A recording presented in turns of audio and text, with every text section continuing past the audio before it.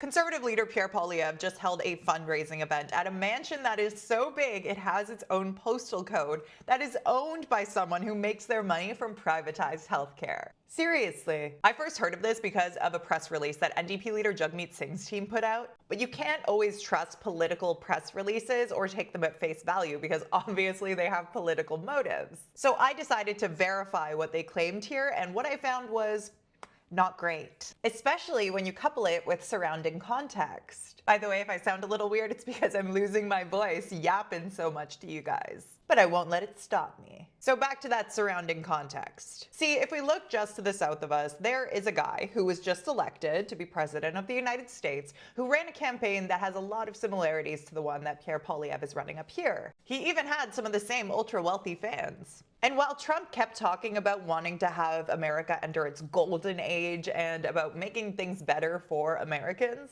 among the executive orders he immediately signed upon assuming office was one that reversed several Biden executive orders on healthcare, including an order from Biden to look into lowering the cost of pharmaceutical drugs, enhancing the Affordable Care Act, and increasing protections for people on Medicaid. Now, I will say experts told NBC News that these moves are unlikely to have significant consequences on what people pay out of pocket. And there were some claims circulating that Trump had scrapped a cap on insulin prices, but that wasn't true. But still, it is a weirdo move to say, hey, you know how you ordered people to look into how to lower prescription drug prices? Yeah, that order is done. Nothing says let's help out the little guy like halting existing efforts, albeit less impactful ones, to try to potentially make pharmaceuticals more affordable. Anyways, my takeaway from seeing stuff like this is to look at what people do and who they surround themselves with, rather than the promises they make during an election campaign, or outside of it when they're holding a bunch of rallies anyways. So given the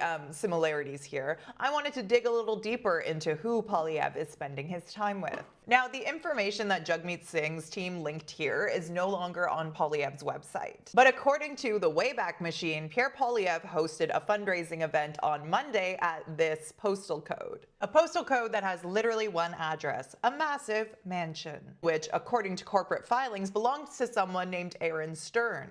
Aaron Stern, who owns Converium Capital. Now, what is Converium Capital? Thank you for asking, I would love to tell you. It is a multi-strategy opportunistic investment firm, basically a hedge fund. A hedge fund is a pooled bunch of money invested in stocks and other assets that tries to make rich people even richer, regardless of what's happening in the economy. In corporate talk, they deliver positive and uncorrelated returns regardless of macroeconomic conditions by investing in distressed and event-driven opportunities globally and across the capital structure.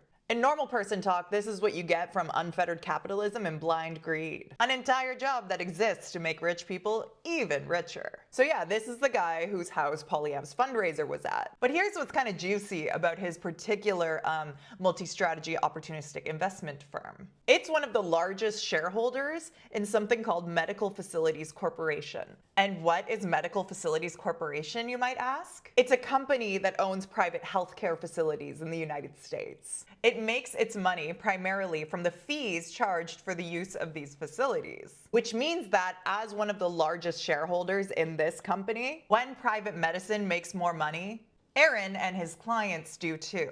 That, my friends, is what I like to call an incentive. But wait, Poilievre has publicly acknowledged that we have a healthcare system that feels broken. So maybe he hung out at Aaron's house with people who paid $1,750 a plate to be there to tell them that private healthcare is not something we want to become more prevalent in Canada. Or maybe, as The Breach previously reported, he said it the first time a year ago that Aaron hosted a fundraising event for him. Because experts have made it clear that having these competing incentives, where on the one hand these facilities want to maximize the well-being of patients, of course, but also want to maximize profits, one of those is likely going to suffer. And that's just scratching the surface of the issues with for-profit healthcare. But again, maybe this is what Pierre Poilievre told these people who paid $1,750 a plate to be there at this mansion that has its own postal code. Maybe. I mean, I did reach out to his team to ask them about the promises that Pierre did or did not make to these people. But despite my 7 years in the parliamentary press gallery, or maybe because of it, they don't like to answer my emails anymore.